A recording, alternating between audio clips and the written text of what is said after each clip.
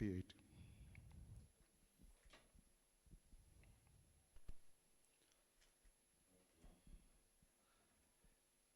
യഹോവേ, ക്രോധത്തോടെ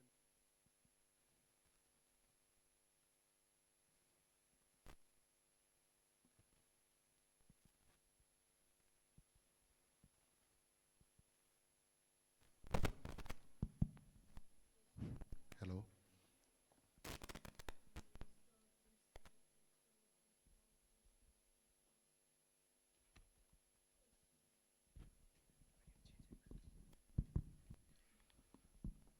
Psalms 38. യഹോവേ, ക്രോധത്തോടെ എന്നെ ശിക്ഷിക്കരുതേ, ഉഗ്രനിരസോടത്തോടെ എന്നെ ദണ്ഡിപ്പിക്കുകയുമരുതേ. നിന്റെ നീരസം ഹേതുവായി എൻ്റെ ദേഹത്തിൽ സൗഖ്യമില്ല, എൻ്റെ പാപം ഹേതുവായി എൻ്റെ അസ്ഥികളിൽ സ്വസ്ഥതയുമില്ല.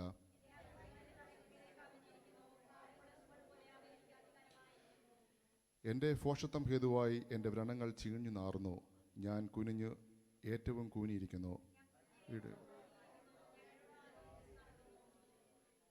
എൻ്റെ അരയിൽ വരൾച്ച നിറഞ്ഞിരിക്കുന്നു, എൻ്റെ ദേഹത്തിൽ സൗഖ്യമില്ല.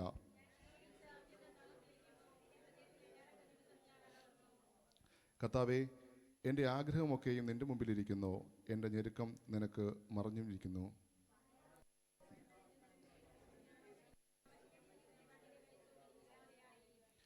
എൻ്റെ സ്നേഹിതന്മാരും കൂട്ടുകാരും എൻ്റെ ബാധ കണ്ടു മാറി നിൽക്കുന്നു, എൻ്റെ ചാർച്ചക്കാരും അകന്നു നിൽക്കുന്നു.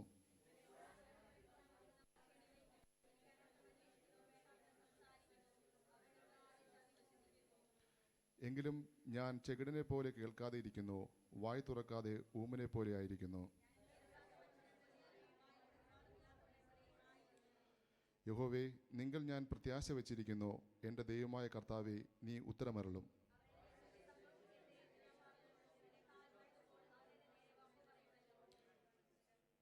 എൻ്റെ ദുഃഖം എപ്പോഴും എൻ്റെ മുമ്പിലിരിക്കുന്നു, ഞാൻ എൻ്റെ അകൃത്യത്തെ ഏറ്റുപറയുന്നു.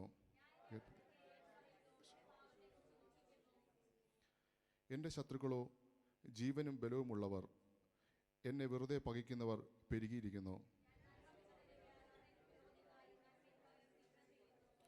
അടുത്ത വാക്ക് നമുക്ക് ചേർന്ന് വായിക്കാം. എന്നെ കൈവിടരുത്, എൻ്റെ ദൈവമേ എന്നോട് അകന്നിരിക്കരുത്, എൻ്റെ രക്ഷയാകുന്ന കർത്താവേ എൻ്റെ സഹായത്തിന് വേഗം കണ്ണടയ്ക്കാൻ നമുക്കൊരു നിമിഷം പ്രാർത്ഥിക്കാം. സ്വർഗീയമേ കരുണാമയനായ കർത്താവെ സ്തുതിക്കുന്നു, സ്തോത്രം ചെയ്യുന്നു. ഈ സമയത്ത് അപ്പാ നിൻ്റെ സന്നിധിയിലേക്ക് അടിയങ്ങളെ ഓരോരുത്തരെയും ഏൽപ്പിച്ച് പ്രാർത്ഥിക്കുന്നു. പ്രത്യേകപ്പ ഇന്ന് സംഗീതത്തിന് ശുശ്രൂഷമായി അറിയുന്നിരിക്കുന്നു. അപ്പാ നിൻ്റേതാണ്, ആത്മാക്കൾ നിൻ്റേതാണ്. അപ്പം നീ ഞങ്ങളോട് കൂടി ഇടപെടണം. അപ്പാ നീ ഇടപെട്ടതിനാണ് നീ ശക്തിയിരിക്കണം, ബലപ്പെടുത്തണം. യേശു ക്രിസ്തു നാമത്തിൽ തന്നെ ആമേൻ.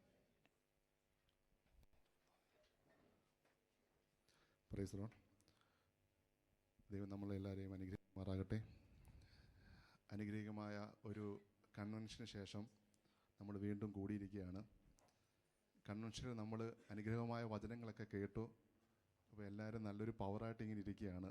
അപ്പം പാസ്റ്റർ സങ്കീർത്തനം എടുക്കണമെന്ന് വെച്ചപ്പോൾ ഞാൻ പറഞ്ഞു, പാസ്റ്റർ ഈ സമയത്ത് തന്നെ എടുക്കണോ? കാര്യം എല്ലാവരും ഇപ്പോൾ നല്ല രീതിയിൽ വചനങ്ങളൊക്കെ കേട്ട് നല്ല ശക്തി പ്രാപിച്ചിരിക്കുക. ഇനി എൻ്റെ വചനം കേട്ടിട്ട് പാസ്റ്റർ പറഞ്ഞു കുഴപ്പമില്ല. ഇപ്പോൾ ഞാൻ ഇവിടെ വന്നപ്പോഴും അറിയാൻ പറ്റിയത് ബോൾ എല്ലാവരുടെയും കൈ ചെന്നായിരുന്നു. എല്ലാവരും തട്ടി കളഞ്ഞ അവസാനം എൻ്റെ വന്നതെന്ന് മനസ്സിലായി. എന്നാലും കുഴപ്പമില്ല. നമുക്ക് POP ഉണ്ട്, അധികം സമയമില്ല. കുറച്ച് വാക്യങ്ങൾ വായിച്ചുകൊണ്ടിരിക്കാൻ ആഗ്രഹിക്കുന്നു. നമ്മളെല്ലാവരും പ്രാർത്ഥനയോടുകൂടി ആയിരിക്കാം. എന്ന് ചിന്തിക്കാൻ ആഗ്രഹിക്കുന്നത് 38-ാമത്തെ സങ്കീർത്തനമാണ്. ഇതിൻ്റെ ഹെഡിങ്ങിൽ പറഞ്ഞിരിക്കുന്നത് ദാവീദിൻ്റെ ഒരു ജ്ഞാപക സങ്കീർത്തനം.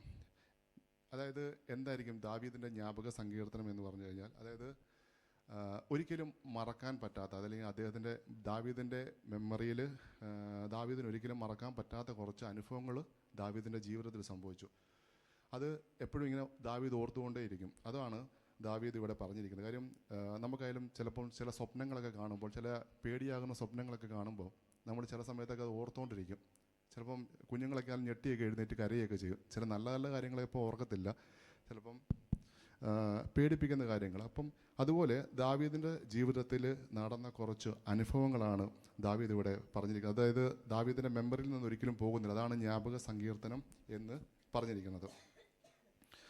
ഇവിടെ ദാവീദിൻ്റെ ജീവിതത്തിലേക്ക് ഇവിടെ ദാവീദിൻ്റെ ജീവിതത്തിൽ ഉണ്ടായിരിക്കുന്ന അനുഭവങ്ങൾ എന്ന് പറഞ്ഞാൽ ഈ സങ്കീർത്തനം മുഖാന്തരം ദാവീദിൻ്റെ ജീവിതത്തിൽ പല രീതിയിൽ അഫക്റ്റ് ചെയ്തിട്ടുണ്ട്. അതായത് പല രീതിയിൽ ദാവീദിനെ അഫക്റ്റ് ചെയ്തു എന്ന് പറയാൻ ശാരീരികമായ കുറച്ച് പ്രശ്നങ്ങൾ ദാവീദിൻ്റെ ജീവിതത്തിലുണ്ടായി. എന്താണ് ശാരീരികമായ പ്രശ്നം ദാവീദിൻ്റെ ജീവിതത്തിലുണ്ടായതെന്ന് പറഞ്ഞു കഴിഞ്ഞാൽ ഇതിൻ്റെ 3-ാമത്തെ വാക്യത്തിൽ പറഞ്ഞിരിക്കുന്നു. വായിച്ചോ.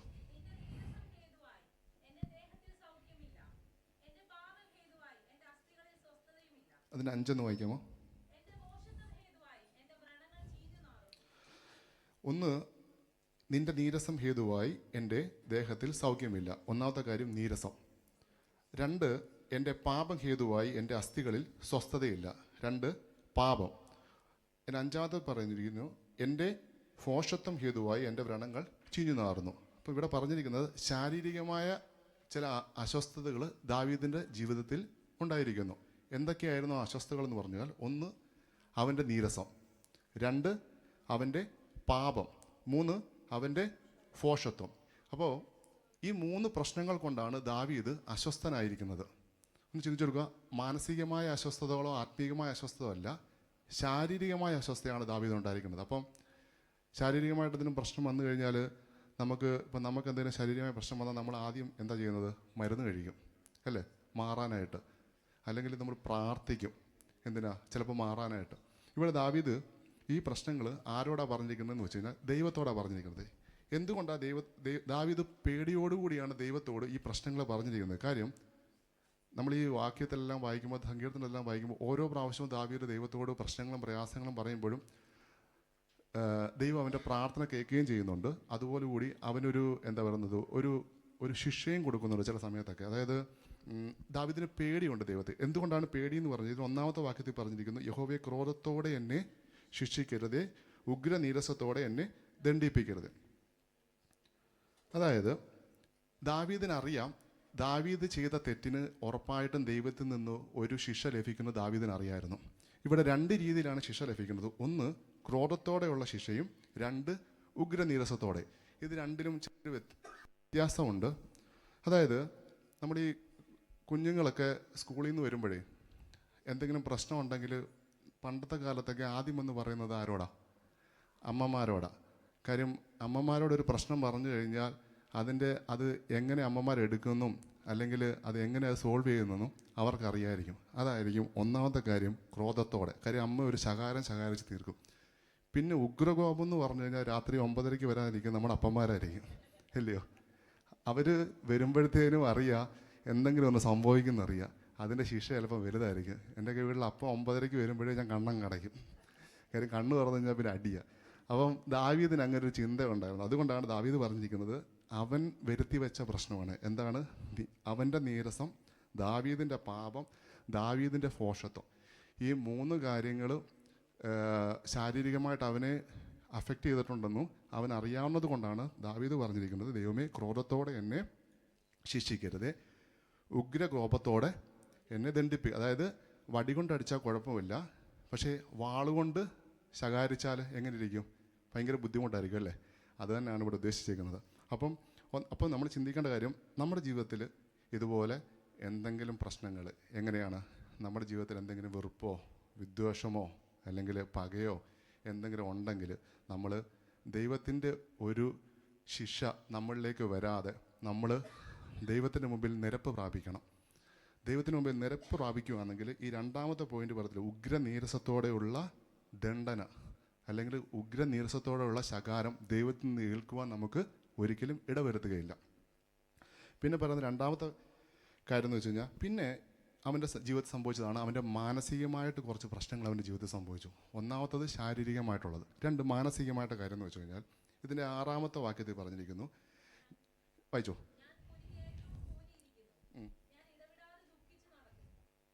എൻ്റെ 7 കൂടെ വായിച്ചേ. സൗഖ്യമില്ല. അവൻ പറയുന്നു, ഞാൻ കുനിഞ്ഞ് ഏറ്റവും കൂനിയിരിക്കുന്നു, ഞാൻ ഇടപെടാതെ ദുഃഖിച്ച് നടക്കുന്നു. ഇപ്പം ദുഃഖം ഉണ്ടാവണമെങ്കിൽ എന്തായാലും അവന് മനസ്സിന് വിഷമം ഉണ്ടായിട്ടായിരിക്കും ദുഃഖം ഉണ്ടാകുന്നത്. പിന്നെ പറയുന്നു, എൻ്റെ അരയിൽ വരൾച്ച നിറഞ്ഞിരിക്കുന്നു, എൻ്റെ ദേഹത്തിൽ സൗഖ്യമില്ല. എന്തുകൊണ്ടാണ് ഇങ്ങനെ പറയുന്നതെന്ന് വെച്ച് കഴിഞ്ഞാൽ അതിൻ്റെ 11-ാമത്തെ വാക്യത്തിൽ പറഞ്ഞിരിക്കുന്നു, വായിച്ച്.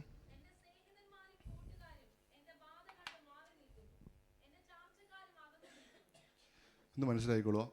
മാനസികമായ വിഷമത്തിൽ വിഷമിച്ചിരിക്കുന്ന ദാവീദിൻ്റെ ഏറ്റവും വലിയ വിഷം തൻ്റെ സഹോദരങ്ങളും തൻ്റെ കൂട്ടു സഹോദരങ്ങളും തൻ്റെ ചാർച്ചക്കാരും തൻ്റെ ബന്ധുക്കാരും എല്ലാം അവരെ നോക്കി നിന്ന് കളിയാക്കുന്ന ഒരു അവസ്ഥ അവൻ്റെ ജീവിതത്തിലേക്കുണ്ടായി. അതാണ്, എൻ്റെ സ്നേഹിതനും കൂട്ടുകാരും എൻ്റെ ബാധ കണ്ട് മാറി നിൽക്കുന്നു, എൻ്റെ ചാർച്ചക്കാർ അകന്നു നിൽക്കുന്നു. ഇതായിരുന്നു അവൻ്റെ മാനസികമായ വിഷമത്തിനുള്ള പ്രധാന കാരണം. അപ്പം അവന് തന്നെ അറിയാം, ശാരീരികമായിട്ടും മാനസികമായിട്ടും എല്ലാം എനിക്ക് പ്രശ്നങ്ങളുണ്ടെന്ന് അവന് തന്നെ അറിയാം. അതുകൊണ്ടാണ് അവൻ ദൈവത്തോട് നിലവിളിക്കുന്നു. ഇവൻ്റെ അവസാന വാക്യത്തിൽ പറഞ്ഞിരിക്കുന്നു, എൻ്റെ ദൈവമേ എന്നോട് അകന്നിരിക്കരുത്. അതായത് അവന് ഉറപ്പുണ്ടായിരുന്നു ദൈവം അവൻ്റെ അടുത്ത് ഇല്ല എന്നൊരു ബോധം അവനുണ്ടായുള്ളൂ. അതുകൊണ്ടാണ് ദൈവം ഇല്ലാത്ത ഒരവസ്ഥയെന്ന് പറഞ്ഞാൽ ഭയങ്കര ഒരു വിഷമകരമായ അവസ്ഥ. അതാണ് അവൻ്റെ മനസ്സിൽ എപ്പോഴും ഇങ്ങനെ തങ്ങി നിന്നുകൊണ്ടിരിക്കുന്നത്. അതുകൊണ്ടാണ് പറയുന്നത് ജ്ഞാപക സങ്കീർത്തനം. അതായത് എപ്പോഴും ഇങ്ങനെ പേടിച്ചുകൊണ്ടിരിക്കുകയാണ്. ഈ അവസ്ഥകളൊക്കെ അവൻ്റെ ജീവിതത്തിൽ വന്നല്ലോ ഇത് എന്തുകൊണ്ട് വന്നു എന്ന് ചിന്തിച്ചുകൊണ്ട് അവൻ പേടിക്കുന്ന ഒരു അവസ്ഥയാണ് അവൻ്റെ ജീവിതത്തിലുണ്ടായത്. നമ്മൾ പ്രാർത്ഥിക്കുവാണെങ്കിലും ചിലപ്പം പെട്ടെന്നൊന്നും നമുക്ക് ചിലപ്പോൾ ഉത്തരം കിട്ടിയെന്ന് വരത്തില്ല. ചിലപ്പം ചിലർക്ക് പെട്ടെന്ന് കിട്ടും ലക്കുണ്ടെങ്കിൽ, ചിലർക്ക് ഇച്ചിരി സ്ലോ ആയിട്ടേ പോകത്തുള്ളൂ. ചിലർക്ക് ചിലപ്പം കിട്ടിയില്ലെന്നും വരാം കേട്ടോ. എന്ന് പറഞ്ഞ് നമ്മൾ പ്രാർത്ഥിക്കാതിരിക്കുമോ? ഇല്ല, നമ്മൾ പ്രാർത്ഥിക്കാതിരിക്കത്തില്ല. എൻ്റെ കൂടെ ജോലി ചെയ്യുന്ന ഇപ്പോൾ ഒരു പയ്യൻ, പുള്ളി ഒരു നിരീശ്വരവാദിയാണ്. അപ്പോൾ എൻ്റെ അടുത്ത് എപ്പോഴും ഇങ്ങനെ ഡിബേറ്റിന് വരും. അപ്പം പുള്ളിക്കാരൻ ഉപയോഗിച്ചുകൊണ്ടിരിക്കുന്ന അക്കൗണ്ട്, അതായത് ജസ്റ്റീൻ്റെ അക്കൗണ്ട് ഇപ്പം ബ്ലോക്ക് ആയിരിക്കുമോ. അപ്പോൾ എൻ്റെ അടുത്ത് പറഞ്ഞ് ഞാൻ ഇങ്ങനെ ഉപദേശിക്കും, ഇവിടെ മോനെ വാ നമുക്ക് പ്രാർത്ഥനയ്ക്കൊക്കെ പോകാമെന്ന് പറയും. ചേട്ടാ ഇന്ന് വൈകിട്ട് 6 മണിക്ക് മുമ്പ് എൻ്റെ അക്കൗണ്ട് ഓക്കെ ആവുകയാണെങ്കിൽ ഞാൻ ചേട്ടനോടെ പ്രാർത്ഥനയ്ക്ക് വരാമെന്ന് പറയും. ഞാൻ പറയും എന്തിനാടാ അങ്ങനെ ഒരു സമയം പറയുന്നത്?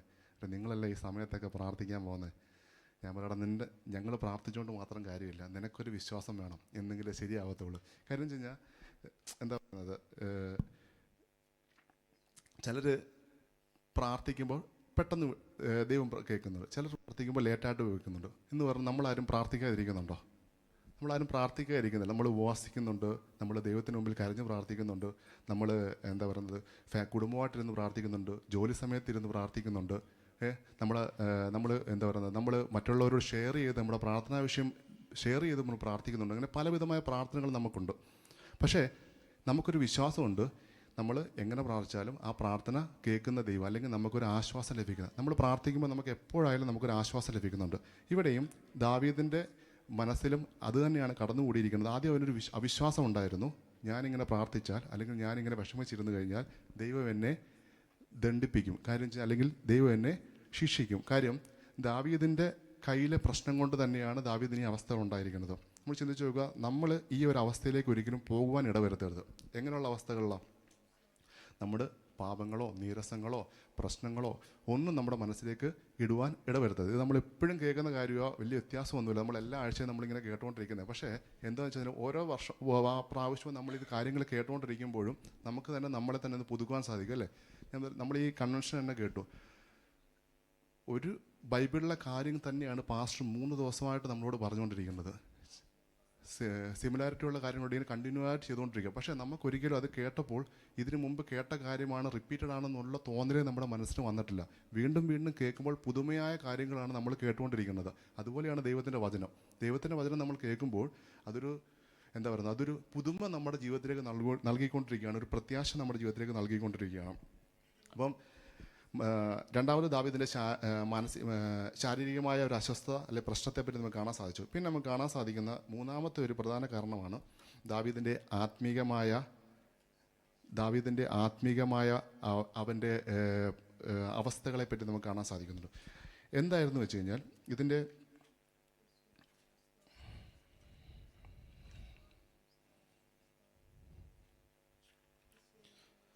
ദാവീദിൻ്റെ വളർച്ച എങ്ങനെ സംഭവിച്ചെന്ന് വെച്ച് കഴിഞ്ഞാൽ ഇതിൻ്റെ അവസാന വാക്യങ്ങൾ പറഞ്ഞിരിക്കുന്നു, യഹോവേ എന്നെ കൈവിടരുതേ, എൻ്റെ ദൈവമേ എന്നോട് അകന്നിരിക്കരുത്. അതായത് ദാവീദിനൊരു എന്താ പറയുക, ഒരു പേടിയുണ്ട്, ദൈവം അവനെ വിട്ടു പോയി എന്നൊരു പേടി അവൻ്റെ മനസ്സിലുണ്ടായിരുന്നു. പക്ഷേ അവൻ്റെ ഉള്ളിലേക്ക് ആത്മീകമായിട്ട് അവൻ്റെ ഉള്ളിലേക്ക് അവനാണെങ്കിൽ ഒരു ധൈര്യം സംഭരിച്ചപ്പോൾ അവന് മനസ്സിലായി ഒരിക്കലും ദൈവം അവനെ വിട്ടു പോയിട്ടില്ല. കാര്യം എൻ്റെ രക്ഷയായ കർത്താവേ എൻ്റെ സഹായത്തിന് വേഗം വരണമേ. ഒരു പ്രത്യാശ ഉണ്ടായതുകൊണ്ടാണ് ദാവീദോട് പറയുന്നത്, എൻ്റെ ദൈവമേ എൻ്റെ കർത്താവേ എൻ്റെ സഹായത്തിന് വേഗം വരണമേ എന്ന്. അപ്പോൾ ഇവിടെ പ്രശ്നങ്ങളുണ്ട് എന്ന് ദാവീദ് ഇവിടെ പറഞ്ഞിരിക്കുന്നു. എങ്ങനെ പ്രശ്നങ്ങൾ? ഈ ശാരീരികമായിട്ടുള്ള പ്രശ്നങ്ങളുണ്ടെന്ന് പറയും. നമ്മുടെ ഈ ബൈബിളിലൊക്കെ നമ്മുടെ നമ്മുടെ പഴയ നിയമത്തിലും പുതിയ നിയമത്തിലൊക്കെ നമ്മുടെ പിതാക്കന്മാരെ നമ്മൾ ഓരോരുത്തരെയും കാണുമ്പോൾ പൗലോസിനെ പറ്റി ദൈവത്തിൻ്റെ ശിഷ്യന്മാരെ പറ്റിയൊക്കെ കാണുമ്പോൾ അവർക്കെല്ലാവർക്കും ഓരോ പ്രശ്നങ്ങളുണ്ടായിട്ടുണ്ട്. പക്ഷേ അവരൊരിക്കലും ദൈവത്തിൽ നിന്ന് ഒരിക്കലും അകന്നു പോവുകയോ അല്ലെങ്കിൽ ദൈവത്തെ അവർ ത്യജിച്ച് പറയുകയോ ഒന്നും ഉണ്ടായിട്ടില്ല. പൗലോസിനെ പറ്റി നമ്മൾ കാണുന്നുണ്ട്. പൗലോസിൻ്റെ ലേഖനങ്ങൾ, മിഷണറി യാത്രകൾ, പൗലോസിൻ്റെ ശുശ്രൂഷകൾ, ഇതൊക്കെ നമ്മൾ കാണിക്കുന്നുണ്ട്. എന്നിരുന്നാലും അവസാനം പൗലോസിന് എന്താണ് സംഭവിച്ചതെന്ന് വെച്ച് കഴിഞ്ഞാൽ പൗലോസിൻ്റെ കാലുകൾക്ക് വ്രണം, അല്ലേ, കാലുകൾക്ക് വ്രണം സംഭവിക്കുകയും അവന് കാഴ്ചയ്ക്കുള്ള പ്രശ്നങ്ങളൊക്കെ സംഭവിച്ചു. എന്നിരുന്നാലും ഒരു അല്പം പോലും പൗലോസ് പുറമോട്ട് പോവുകയോ തൻ്റെ പ്രാർത്ഥനയ്ക്ക് ഒരു സ്റ്റോപ്പ് ഇടുകയോ ഒന്നും ചെയ്തില്ല. പ്രത്യാശയോടുകൂടി തന്നെ പൗലോസ് പ്രാർത്ഥിച്ചു. അതിൻ്റെ ഫലം അവന് കാണുകയും ചെയ്തു. ദൈവത്തിൻ്റെ ഒരു ദൈവം അവനോട് എൻ്റെ കൃപ നിനക്ക് മതി എന്ന് പൗലോസിനോട് പറയുവാനായിട്ട് ഇടവന്നു. അതുപോലെ നമുക്ക് ഓരോരുത്തർക്കും ഒരു പ്രത്യാശ ഉണ്ടായിരിക്കുക. പ്രത്യാശ ഉണ്ടായിക്കഴിഞ്ഞാൽ എൻ്റെ രക്ഷയായ കർത്താവേ, സഹായത്തിന് വേഗം വരണമേ, നമ്മുടെ ദൈവം നമ്മുടെ സഹായത്തിന് വേഗം വരും എന്നൊരു പ്രത്യാശയോടുകൂടി നമ്മളിരിക്കുക. ദൈവം നമ്മളെല്ലാവരെയും അനുഗ്രഹിക്കട്ടെ.